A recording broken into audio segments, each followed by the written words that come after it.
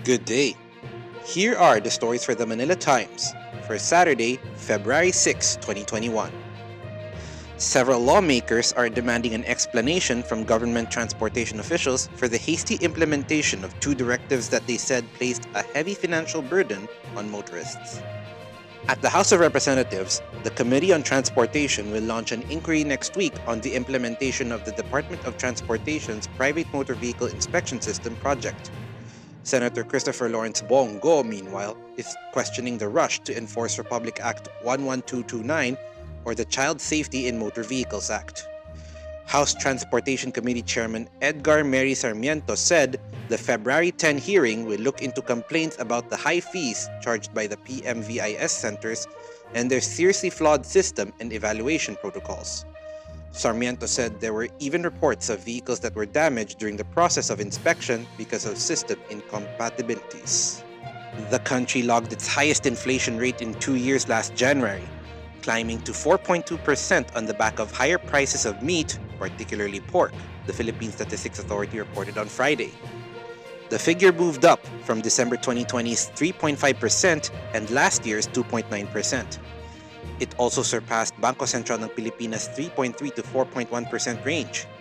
The climb is the quickest since the 4.4% in January 2019 and also faster than the 3.5% average projection by economists polled by the Manila Times. In a briefing, National Statistician Claire Dennis Mapa said the inflation rate was boosted by the 6.2% rise in the heavily weighted food and non-alcoholic beverages in January, up from 4.8% in December 2020. The Department of Health has fine-tuned the list of people who will be the first in line for the COVID-19 vaccination. The list now includes subgroups based on several factors, according to Health Undersecretary Maria Rosario Vergere. Priority Group A will be made up of frontline healthcare workers, senior citizens, the indigent population, and military and uniformed personnel. They will be further classified according to exposure and mortality risk, Vergere said. Priority Group B has other frontline workers and special populations, and Priority Group C is the rest of the population. The revisions were recommended by the Interim National Immunization Technical Advisory Group for COVID-19 to address granularity and to streamline vaccine distribution in the context of scarce vaccine resources. If there are not enough vaccine doses for a priority group, the geographic location and the preparedness of local government units to deploy the vaccines will be considered. Exposure and mortality risk will take precedence if the vaccine supply remains low under the second criterion. Lieutenant General Cirilito Sobejana, the new Chief of Staff of the Armed Forces of the Philippines, on Friday instructed the military to be more cautious in accusing people of having links with communist groups. In a television interview, Sobejana said one of the guidelines he issued to the troops is to be very careful in pointing an accusing finger since the burden of proof was on them. The military has been widely criticized for arbitrarily labeling people as communists without presenting substantial evidence. At least one army general has been censured for publishing a list of what he claimed were communist rebels or sympathizers. The list contained names that had nothing to do with the communist movement, and the AFP had to issue an apology.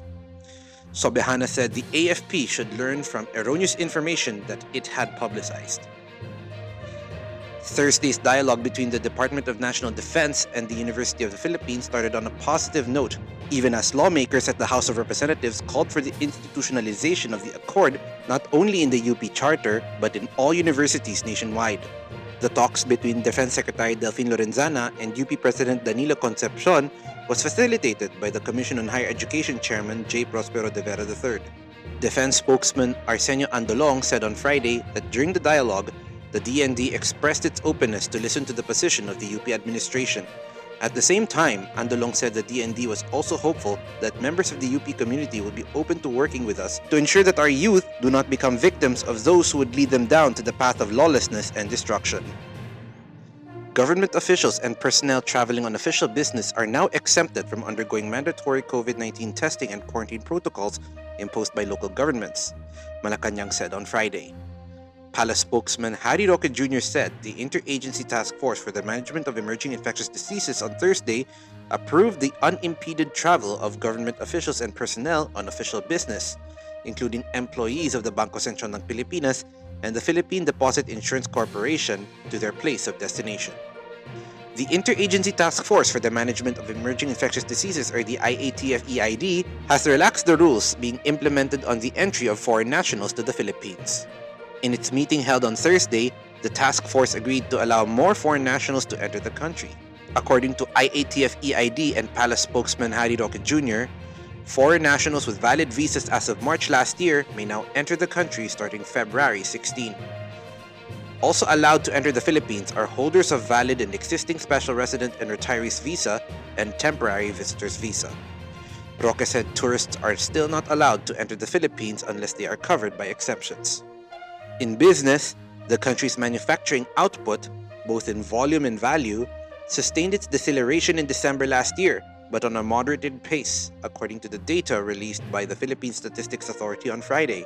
Results of the Statistics Agency's latest monthly integrated survey of selected industries showed that the country's volume of production index shrank by 2.8% in the 12th month of 2020, easing from the 8.6% fall in November and the 7.3% plunge a year ago. Over to sports. In the PBA, Meralco Bolts head coach Norman Black admitted it was hard to let go of Baser Amer, the Bolts starting point guard for the last 4 years. Black, however, said Meralco had to do it to improve its front court, noting that the top teams in the league have a deep front court. The Bolts have acquired Mac Bello from the Blackwater Bossing in a trade by also giving up Brian Faundo. Black speaks highly of Bello, noting the player was worth it despite what Meralco had to give up. Yen Macabenta and Ramon Tufo are today's front page columnists. Macabenta has two visual declarations that the Philippines has a very good response to COVID-19 and China vaccines coping with variants. Tufo, on the other hand, believes Asia as a continent cannot accept women leaders. Today's editorial believes the Bangko Sentral ng Pilipinas has a tough choice on lending to micro, small, and medium enterprises. Read the full version on the paper's opinion section or listen to the voice of the Times. For more news and information, get a copy of the Manila Times on print, subscribe to its digital edition, or log on to www.manilatimes.net. Follow us on Twitter, Facebook, or Instagram, and keep up with the Times. With the Fort Villa Seran, this is Arik John Sequo reporting. May you have a safe weekend ahead.